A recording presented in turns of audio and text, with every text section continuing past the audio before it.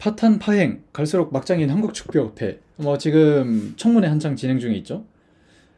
그렇죠? 네. 여기서 뭐 진짜 감독이나 협회장이나 그냥 협회나 뭐 이거저것 아주 그 바닥을 제대로 보여주고 있는데, 이게 일본 축구협회가 세운 100년대계가 굉장히 대비가 되어서 이거를 들고 왔어요. 근데 이게 일단 야, 일본은 무조건 일본이 무조건 좋다 이런 게 아니라 옆 나라도 이렇게 시대 변화 인지하고 하는데 우린 뭐 하냐? 이런 느낌이니까 그렇게 봐주시면 될 것 같아요. 네. 맞습니다. 일단 네. 재팬스웨이라고 하는데 이게 뭐죠? 펜스웨이가 이게 굉장히 오래전부터 일본 축구협회에서 자리 잡은 철학이라 볼 수 있겠는데, 요약을 하자면은 세계 축구의 발전 흐름을 따라가면서 일본이 가지고 있는 고유한 장점을 극대화적으로 추구하면서 시너지 효과를 내므로써 이제 일본 축구의 발전을 도모한다라는 이제 일본 축구의 길라잡이 같은 역할을 하는 철학이라고 볼 수 있겠는데, 음, 구체적으로 2050년까지 축구 인구 1,000만 명을 확보하고 월드컵 우승을 목표로 네 가지 방안을 담고, 나이와 이제 포지션별로 추구하는 역량과 훈련 세션 등을 자세하게 담은 프로그램이라고 볼 수 있습니다. 그러니까 그냥 야, 우리 2050년에 월드컵 우승할 거야가 아니라 이걸 위해서 뭐 유소년 단계에서는 어떤 걸 어떻게 해야 되고 프로팀들은 어떤 걸 어떻게 해야 되고 그리고 그걸 하기 위해서 일본 축구의 단점은 뭐고 장점은 뭔지, 단점을 어떻게 보완하고 장점을 어떻게 부각시킬 것인지를 체계적으로 음, 정리했다. 이런 뭐 정말 종합 솔루션이죠. 그렇죠. 이제 사실 이 뒤에서도 얘기했겠지만은 그 재팬스웨이가 본격적으로 다시 부활한 시기가 이제 2018년도 이제 니시나와 아키라 부임 전후 그쯤인데, 그때가 이제 러시아 월드컵이 임박했을 때거든요. 그때가. 음. 그래가지고 아니 재팬스웨이를 얘기한 게 니시노 아키라 부임을 명분으로 이제 재팬스웨이를 얘기한 게 아니냐라고 의문이 나왔었는데, 그러니까 뭐 아닙니다. 소위 말하는 벤투의 빌드업 축구, 홍명보의 라벌피아나 이런 게 아니었느냐. 약간 그런 명분으로 그걸 얘기한 게 아니냐라고 의문을 제기했는데, 실제로는 아닙니다. 의외로 역사가 오래된 철학이라고 볼 수 있겠는데, 음. 일본 축구협회에서는 2005년에 이것을 고안했다라고 설명이 돼 있고, 음. 그것을 본격적으로 이제 제페스 웨이라는 단어가 나오고 구체화가 된 게 2006년 11월, 그러니까 독일 월드컵에서 이제 조별리그 탈락한 이후에 그게 본격적으로 고안이 된 거죠. 생각보다 정말 오래됐습니다. 제페스 어. 웨이가. 그러네. 굉장히 고민을 많이 했구나.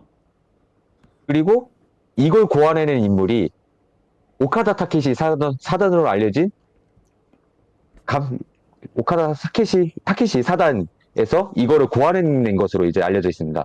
음. 실제로 이제 오카다 타케시가 이제 2010년 남아공 월드컵 때 이제 16강을 진출시켰잖아요, 일본 대표팀을. 그렇지? 그런 걸 생각해보면은 나름대로 오카다 타케시 사단이 일본 축구에 미친 영향력은 꽤 어마어마하다라고 볼 수 있겠습니다. 살짝 뭐 아유, 히딩크까지는 아닌가? 어쨌든. 약 어쨌든 이제 오노 타케시 전 JFA 기술위원장이 이것을 또 재팬스웨이를 구체화시켰고, 그리고 일본 축구협회가 정의하는 재팬스웨이는 구체적으로 무엇인가라고 묻는다면은, 일단 일본의 목표는 세계 탑10을 오. 목표로 세우고 있고, 약간 우리가 생각하는 약간 원정 8강 그치? 그런 대강 느낌이지 그 않을까 싶어요. 정도지? 그렇죠. 근데 여기서 단순하게 세계 축구, 그러니까 축구 선진국을 모방할 뿐만 아니라 일본인다운 축구도 축구를 한다. 그러니까 단점을 포함하면서 우리만의 장점을 부각시킨다. 그리고 특정 전술이 아니라 일본의 장점, 그 모든 것을 모든 축구인들이 이미지를 공유를 해야 된다. 음. 그리고 각 세대에 적합한 기본기, 기술, 지구력, 개인 전술 등을 교육함으로써 우리가 세웠던 목표를 달성한다. 이게 재팬스웨이입니다. 정말 라벌피아나와는 급이 다른 그런 깊이를 갖고 있는 것 같은데. 그렇죠. 실제로 우리가 보통 목표를 세운다 그러면은 우리는 월드컵 원정 8강이 목표입니다. 아니면은 뭐 이제 16강이 목표입니다. 보통 그렇게 성적을 제시를 하잖아요. 그치? 그런데 일본은 목표뿐만 아니라 이런 디테일한 세부적인 이런 메커니즘을 세웠다. 이제 일본인이라고 하면은 너무 좀 일본 같으니까 일본 축구협회가 재팬스 웨이를 이제 만들 때는 그러했다. 라고 볼 수 있겠습니다. 예. 그리고 음. 이게 굉장히 오래됐다고 했잖아요. 재팬스웨이가. 그치? 이게 본격적으로 수면 위로 올라온 게 바로 2008년 유로 음. 2008에서 스페인 대표팀이 우승했던 그 이후로 재팬스웨이가 뜨기 시작했다. 또 스페인이 이게 일본 애들 좋아하는 그런 스타일이잖아. 축구로 따지면. 그렇죠. 우리 흔히 얘기하는 치키타카 있잖아요. 음. 그게 이제 델보스케가 이제 감독으로 뜨고 나서 이제 또 티키타카가 본격적으로 유행하기 시작했지 않습니까? 그치. 이게 딱 그 시초 정도 되는 그 정도 시기지. 그렇죠. 그리고 사실 일본 하면은 기술적으로 뛰어난데 체격이나 이런 피지컬적으로는 좀 약하다라는 일반적인 평가가 있잖아요. 그치? 그런 것 때문에 일본에서도 굉장히 많은 고심을 했습니다. 음. 과연 우리가 세계적인 무대에서 어떻게 해야지 경쟁력을 끌어올릴 수 있겠는가? 음. 라는 고민이 굉장히 깊었을 거예요. 그런데 일본 그 스페인 대표팀이 체격적으로 뛰어나진 않아도 기술과 점유율을 바탕으로 정상에 올랐네? 이러면은 스페인 우리도? 대표팀을 한번 참고해 볼 만하겠다. 라는 우리도? 생각이 드는 거죠. 우리랑 쟤네는 뭐가 달랐길래 비슷한 축구로 쟤네는 우승을 한 걸까? 가 되는 거죠. 그렇죠? 그리고 그걸 분석하면서, 패스 플레이와 이제 점유율을 바탕으로 한 축구를 함으로써 유럽 정상에 올랐구나. 라는 걸 깨닫게 된 거죠, 이제 또. 음. 그럼으로써 이제 일본 대표팀도 이제 자케로니 이제 또 감독이 부임하면서 약간 그런 별명 한 번씩은 들어봤을 겁니다. 스시타카. 많이 들어봤지. 스페인 대표팀을 참고함으로써 이제 또 패스 플레이를 기반으로 한 이제 공격 전개를 하겠다 했는데 이게 브라질 월드컵에서는 적용이 안 됐죠. 음. 물론 이제 2008 월드컵 때, 2008, 유로 2008 때는 델보스케가 감독이 아니라 아라고네스가 감독이었습니다만 어쨌든 간에 이런 일본과 비슷한 스타일의 스페인이 유럽을 제패하면서 그러면서 재팬세위가 본격적으로 대두되기 시작합니다. 좋습니다. 이런 철학을 가지고 본인을 메타인지를 냉정하게 한다는 것 자체가 대단한 일인데, 어쨌든 그렇게 해서 목표 설정과 그에 대한 뭐 방안 같은 거, 그 시린이 말씀해 주시듯 유망주를 해외 구단, 유학시키는 JFA 드림로드도 그 일부다. 뭐 종합적인 솔루션이에요, 아주. 그렇습니다. 그렇습니다. 이것이 뭐 그 디테일 네 가지 뭐 대표팀 강화, 유소년 육성, 그리고 좀 간과하기 쉬운 지도자 양성이나 좀 축구를 안 좋아하는 사람들에 대한 축구 보급까지 그 진짜 전방위적으로 펼쳐져 있어요. 이게 제가 일본 축구협회에서 정보를 얻은 거거든요. 그 음, 재팬스웨이가.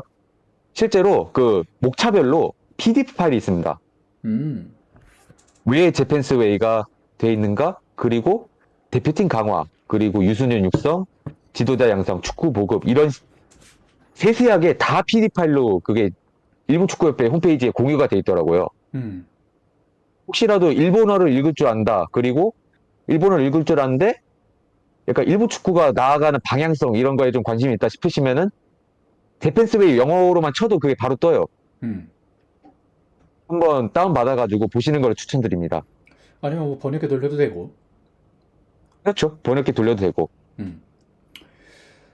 아무튼 이렇게 하고 있다는 게 정말 뭐 대단하기도 하고 잘하는 짓이기도 하고 한국은 뭘 하고 있을까라는 생각도 들고 이런 거 하면 꼭 그 댓글에 그런 거 달리죠.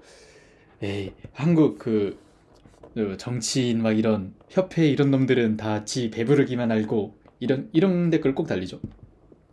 그렇죠? 한 번씩은 보죠. 음, 그게 또 배드시 가기도 하고.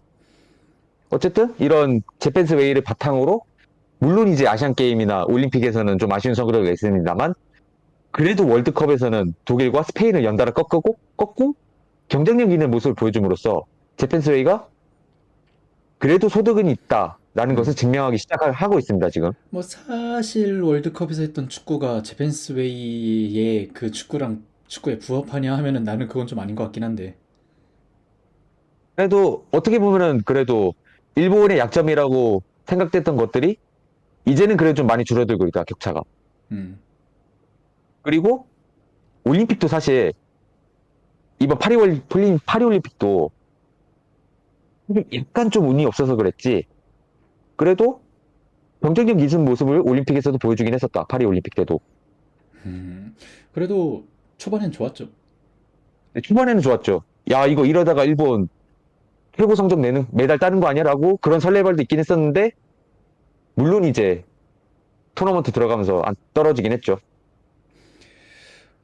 아무튼 그렇습니다. 네, 그래요. 그러면 그래서, 우리는 뭐라고 했느냐? 아니, 우리도 한국 축구협회는 뭘 하고 있는 거야? 네? 하고 있다. 우리도 하고 있어요. 어, 심지어 구체적입니다. 그리고 저도 이거를 사실 팔로우를 하고 있었는데, 뭔지 아는 내용이거든요? 진짜 네, 체계적으로, 그리고 일선에서 진짜 구슬땀 흘리면서 하고 계십니다, 다들. 그렇습니다. 이제 여러분도 들어봤겠지만은 골든에이지라고 있습니다. 저희 또 골든에이지 프로그램을 통해 가지고 이제 어린 선수들 이제 코치들이 구슬땀 흘리면서 이제 유소년을 육성하고 있고 그리고 MIK 프로젝트가 사실 이제 홍명구 감독 선임 전후로 해가지고 이제 또 그게 나오다 보니까 조롱거리가 됐잖아요. 이게 또. 그리고 근데, 묘하게 멍큐에 음, 그 MK가 들어가 있어서 네, 상당히, 그러네. 상당히 그분의 친위대 같은 건가 이런 느낌이 상당히 많이 들어요. 근데 하고 들면은 의외로 정말 구체적이고 그리고 한국 축구식 재팬스웨이가 될 수 있겠다. 라는 생각이 들었거든요. 이게 단순하게 이게 내용 보면은 재팬스웨이랑 결이 비슷해요. 그치. 아유, 따라했다는 얘기는 아닙니다. 그렇죠? 따라했다는 아니고 결이 비슷하다. 이런 게 원래 그러니까 추구하는 축구는 다를 수 있어도 실시하는 뭐 내용은 다 비슷비슷해지잖아. 그렇죠. 그래 이게 사실 이렇게까지 낭비될 프로젝트는 아니라고 생각하거든요. 그러니까 분명히 장기적으로 키우면은, 굉장히 체계적으로 다 잘 하고 있는데 이게 이거를 도입할 때 있었던 사람에 의해서 망가지고 있다는 게 그렇습니다. 실제로 이제 또 이거 이 MIK 이제 프로젝트를 진행하는 과정에서 이제 또 어린 선수들, 그리고 이제 또 예전에 그 축구 현장에서 일하는 분들의 의견을 정말 많이 모았대요. 음, 그리고 세계 각국 돌아다니면서 다른 아시아는 어떤 방향성을 추구하는지, 그리고 이제 또 중동이 또 한창 뜨거운 곳이지 않습니까? 또 축구에서는. 그렇지. 거기도 추구하는 방향을 한번 조사를 해봤대요. 그렇게 해가지고 열심히 조사해가지고 우리가 달성할 수 있는 현실적인 목표 그리고 우리가 최종적으로 달성하고자 하는 목표를 설정해가지고 우리의 단점은 무엇이고 우리의 장점은 무엇이고 해가지고 대륙들별로 조사를 했대요. 우리나라랑 이제 또 월드컵에 많이 참가하는 팀들 평균이랑 해가지고 음, 그렇게 해가지고 조사하고 그리고 축구 선진국에서는 육성을 어떻게 하느냐 그것도 직접 가가지고 조사를 했대요. 정말 다 조사했네. 그래가지고 우리가 뭘 부족해야 되고 뭐가 부족하고 그리고 우리가 발전하기 위해서는 어떤 거를 지향해야 되는가 그것도 도출해가지고 그러면서 이제 또 한국 축구가 나아가야 할 방향 그리고 이것을 미래지향적으로 말을 했더라고요 보니까 그게 MIK 프로젝트의 의도이고 목표다 음, 라고 설명했는데 정말 구체적입니다. 그리고 이 프로젝트를 위해 가지고 이거를 세운 사람들이 얼마나 밤낮 세워가면서 노력했는지도 알 수 있는 것 같습니다. 알 수 있습니다. 일선에서 왜 유튜브 같은 거에도 나오는데, 정말 고생 많이 하시죠. 그렇죠? 근데 현실은 그냥 홍명보 선임을 위한 도구에 지나지 않았다. MIK 프로젝트가 그렇게 돼버렸다. 기껏 그럴까 뭐 시스템을 만들어 놓고 그 시스템에 의해서 이렇게 한 겁니다 하는 핑계거리가 되어버린 것이기 때문에 상당히 안타깝습니다. 이게 또 어떻게 보면 한국 축구를 살릴 수 있는 프로젝트일 수도 있는데 이게 이렇게 되니까 결국에는 여론에서는 그냥 조롱거리가 돼버리는 겁니다. 그렇게 되면 이제 또 축구협회 직원들도 속보 얘기하는 현타가 많이 올 테고요. 음, 많이 안타깝습니다. 이렇게까지 폄하를 한 게 결국에는 윗선이니까. 그래요. 이거를 결국에 일선에 있는 사람들만 고생이지. 그렇죠. 하여튼 뭐 참 그렇습니다. 뭐 월드컵에서 진짜 이 나라가 축구를 해?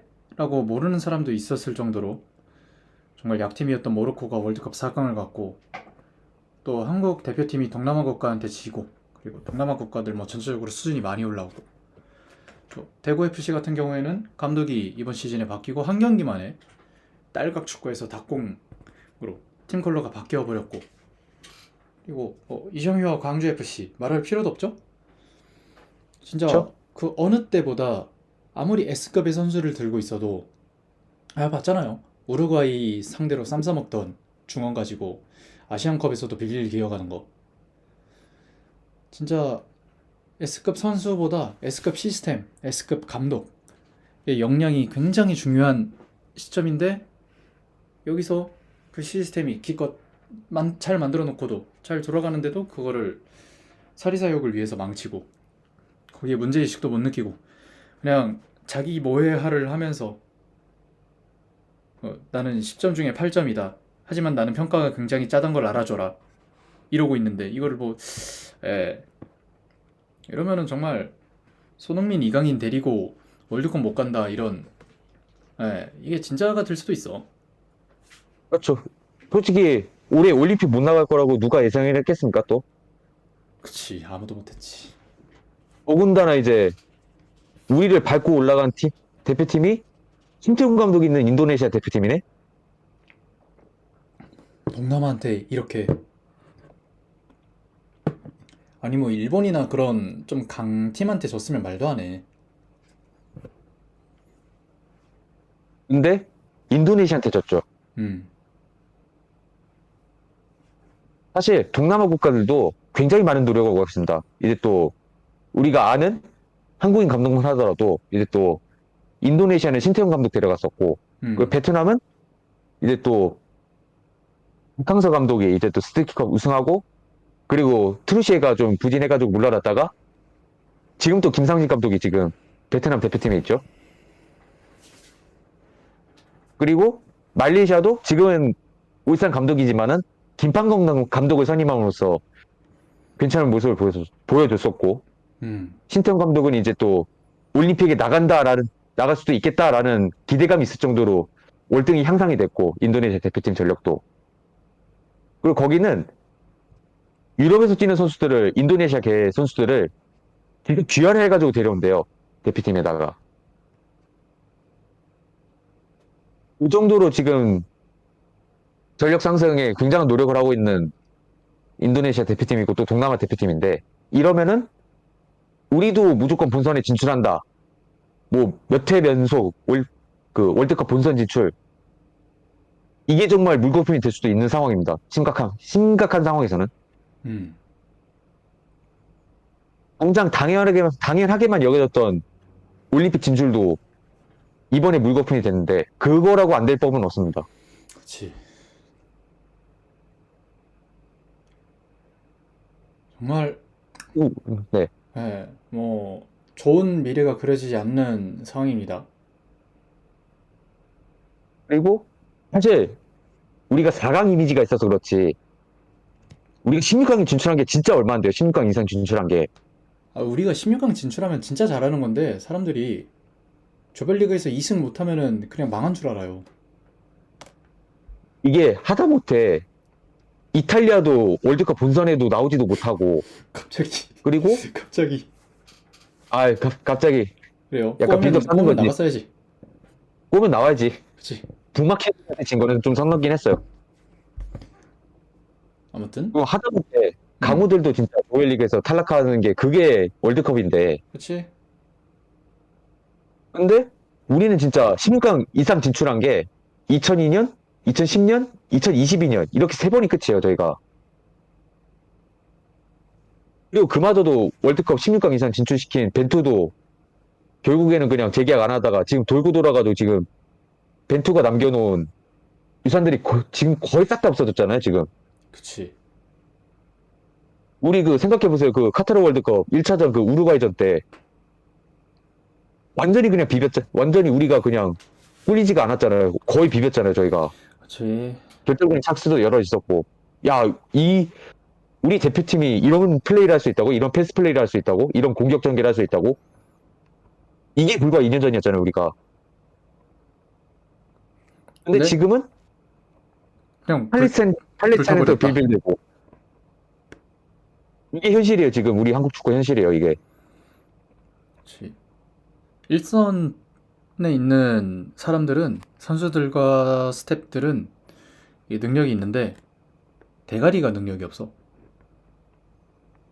지금 거의 보면은 한국 축구에 대해서는 지금 부정적 얘기만 나오는 게 현실이잖아요. 네? 이거는, 일선에 있는 분들은 그런 게 없다. 그렇죠. 그 사람들의 능력이 없어서 이런 소리가 나오는 건 아니다. 이게 모르겠습니다. 이게 일단 나가야지 변화가 되든가 말든가 할 텐데, 음. 언제 될지도 기약이 없는 상황이니까. 아니, 나 그래도 돈은 쓰는 줄 알았는데 돈도 안 쓰더만. 그러게요. 없다고 해서 크게 뭐 문제가 생길 것도 아닌 것 같은데. 사실 써도 위약금이나 그런 거로 다 나가지 않을까요? 아니, 돈 쓰라고 대기업, 어, 대기업 사람을 꽂아놓은 거 아니야. 근데 그렇지. 돈을 안 쓰면은 이유가 없지. 그렇죠. 좋습니다. 예, 요새 좀 한국 축구가 많이 힘든데 음, 어떻게든 위기를 타개하고 좀 다시 비상할 수 있길 바라면서 그래요. 옆 나라는 이렇게 하는데 니들은 뭐 하냐? 이런 느낌이었습니다.